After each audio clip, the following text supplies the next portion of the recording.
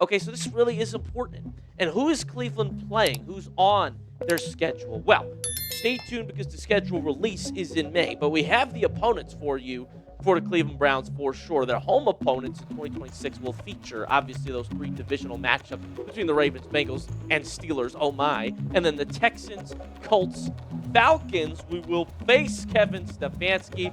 I'll tell you right now, I'm expecting a Browns win over the Atlanta Falcons. The Panthers and the Raiders, who we beat last year, come up on our schedule again. There is a real reason Cleveland Browns fans are starting to feel a little better right now, and it is not just because of one random headline or one optimistic take on television. It is because, little by little, the picture around this team is starting to make more sense. The Browns are not just getting a few nice updates here and there. They are getting a string of good signs that actually point in the same direction. The schedule looks friendlier, the roster looks deeper, the offense looks different, the defense still looks strong, and for the first time in a while, it does not feel like the Browns are walking into a season hoping everything breaks perfectly just to survive. That is a big deal in Cleveland, because Browns football has not exactly been a calm ride. Fans have spent enough time watching the wrong quarterback decisions, the wrong offensive line play, the wrong play calling, and the wrong outcomes to know that optimism in April and May can disappear in a hurry once the season starts. But this time, there is something different about the way people are talking about the team. It's not just blind hope, it's not just preseason hype, it's the sense that the Browns are actually being set up to be better, and one of the biggest reasons for that is the schedule. According to Warren Sharp's model, the Browns have one of the 4 easiest schedules in the entire NFL for 2026. That matters a lot more than some people want to admit. A schedule is not everything, but it is nothing either. The teams you play shape the kind of season you can have. If you get a favorable path, that doesn't guarantee success, but it gives you room to breathe. It gives your quarterback a chance to settle in. It gives your coaching staff a chance to build momentum. And it gives a team that is trying to turn the page a much better shot at doing it. Now, it's important to understand why this model matters. Warren Sharp is not just looking at last year's standings and calling it a day. He's using a more detailed approach, factoring in Vegas win totals and other data to estimate which teams are likely to be stronger and which teams are likely to be weaker. That makes the model a lot more useful than simply saying, well, this team was bad last season, so it will be easy again. The NFL changes too quickly for that. Teams get better, teams get worse. Injuries happen. Draft picks turn into stars or busts. Coaching changes shift everything. So when a model does more than just glance at last year's records, it deserves attention. And this Browns schedule really does look encouraging. Their home slate brings in the Ravens, Bengals, and Steelers, which is never easy because division games are always battles. But it also includes the Texans, Colts, Falcons, Panthers, and Raiders. That's where the optimism starts to build. Those are games where the Browns can absolutely compete. Some of them are the kind of matchups where if Cleveland plays clean football, they should have a real shot to win. The Falcons game stands out in particular as one that Browns fans are already eyeing as a possible victory. Every team has to be careful with those projections, of course, because the NFL has a way of making everybody look foolish when they get too comfortable. But it's hard not to look at those matchups and see opportunity. Then you look at the road schedule and it gets even interesting. The Titans, Giants, and Jets are all there. Those are the kinds of games that can swing a season if the Browns handle business the way they should. The Buccaneers game is one a lot of people are already paying attention to because of Baker Mayfield, and that one has a little extra emotional energy attached to it. The Saints and Jaguars are also on the list, along with the divisional road games. Again, nothing is handed out in the NFL, but compared to some other teams around the league, Cleveland got a pretty favorable setup, and that matters because the Browns are not the same team they were last year. That's probably the biggest point in this whole conversation. A lot of people hear easy schedule and immediately think, okay, but the Browns had an easy schedule last year too, and look what happened. That's fair, but this is a different Browns team now. The roster has been revamped, the offense has been rebuilt, the coaching staff has changed, the identity is different. So even if some of the opponents are the same type of teams, the Browns themselves are not the same group walking into those games. That's why you can't just compare last year to this year and stop there. This Browns offense in particular feels way more promising than the one fans were stuck watching before. Last season, the offense struggled to move the ball consistently, and that's being kind. It was frustrating, predictable, and way too limited. This year, the Browns have actually added pieces that give the offense some life. They drafted 2 wide receivers. One of them brings explosive playmaking ability, and the other gives them more size and one-on-one potential. That alone changes the conversation. You can actually imagine this offense threatening defenses in a way it simply couldn't do before. And the offensive line got a major overhaul too, which may be even more important. That's the part of the roster that could end up making the biggest difference. A quarterback can't function if he's constantly under siege. A run game can't get going if the line can't create space. A passing attack can't develop rhythm if the protection collapses immediately. The Browns know that now, and they've spent the offseason trying to fix it. Whether you're talking about the new starters, the new additions, or the reshaping of the whole unit, the message is clear. Cleveland knew the line had to be better. That's good news for everybody on offense, not just the quarterback, because when the offensive line improves, everything else gets easier. The receivers get more time to get open, the running backs get more room to work, the quarterback gets to read the field instead of just scrambling for survival. And that's especially important if the Browns are trying to find the right answer at quarterback, whether that ends up being Deshaun Watson, Shedeur Sanders, or somebody else stepping into the role. The thing about the schedule release and the schedule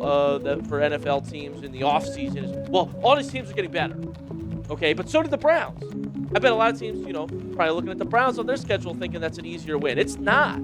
This Browns team is not the same as last year. It is revamped. It's revitalized. They got a whole lot better in the offseason. And so I never like to chalk up any games.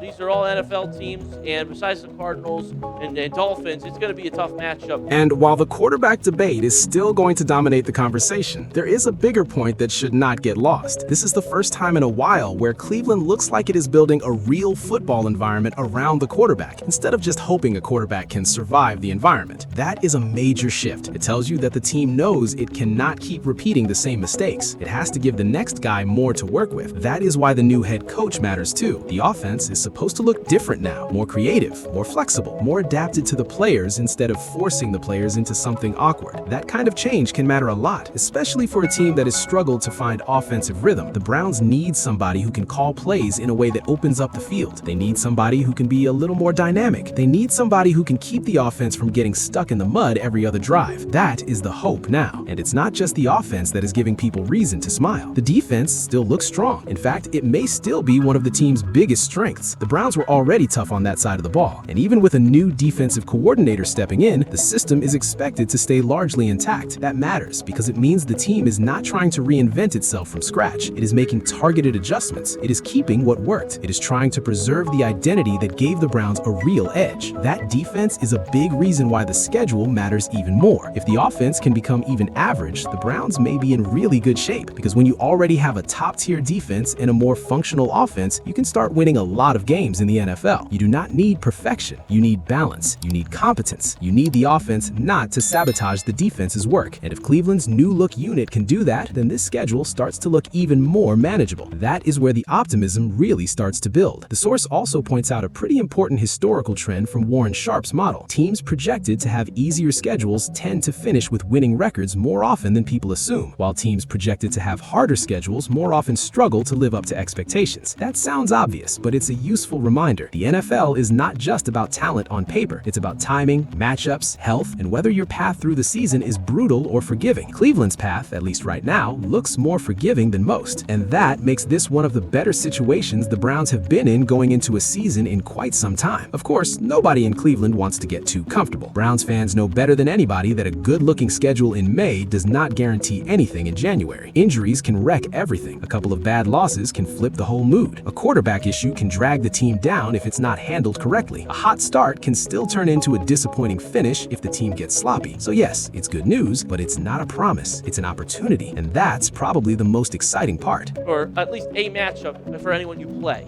But this is a good omen. This is a positive omen that the Cleveland Browns have easier matchups than a majority of the league. And some more on this from Warren Sharp and how this is successful. In 2025, just 2 of 8 teams with the toughest schedules made the playoffs. Just 2. Now it's the Texans and Rams. And the Rams obviously fell out of it. Because opportunity is something Browns fans can actually get behind. The roster changes also give the team a legitimate reason to believe the offense can be much better than last year. A new receiver room, a more stable offensive line, a more adaptable coaching approach, and a defense that still gives the team a high floor all point toward a more competitive season. That doesn't automatically mean the Browns are suddenly a Super Bowl team. Nobody serious is claiming that, but it does mean they're in a much better position to overachieve than they were before. And overachieving is exactly the kind of thing this franchise needs. That's why Joey Oduno's energy in the source makes sense. He's not just looking at a schedule graphic and getting excited for no reason. He's seeing a team that actually has a chance to surprise people. He's seeing a path where Cleveland might be better than outsiders think. And he's right to point out that other teams will probably circle the Browns on the schedule and assume they're getting an easy win. That's where the Browns can flip the script. If they're healthier, deeper, and better coached, then a lot of those easy win assumptions are going to age badly. That could be one of the biggest themes of the season. season, because the Browns are no longer being built like a team that is just scrambling to stay alive. They're being built like a team that wants to compete. There's a difference, a huge difference. And when you combine that with an easier schedule, the entire outlook changes. Suddenly, the Browns are not just surviving the year, they're in a position to matter. That brings us to the quarterback conversation, which the source touches on at the end. Shedeur Sanders officially getting his degree from Colorado with a 3.9 GPA is a nice reminder that this is a young player who has done a lot right in his life, both on and off the field. That's not a throwaway detail. It matters because it speaks to discipline, focus, and the kind of maturity people want in a quarterback. Whether he wins the starting job or not, that kind of accomplishment reflects well on him. And the quarterback battle itself is still going to hang over everything. The Browns are going to have to sort out who gets the job, and that will dominate a lot of the conversation. But the good news is, whoever wins it will be stepping into a much better situation than the one the team had last year. Better line, better weapons, better chance, better schedule. That's a huge improvement. If you enjoyed this breakdown, make sure to subscribe for more Browns updates, NFL analysis, and football content just like this. And drop your thoughts in the comments, because this Browns season is already starting to look a lot more interesting.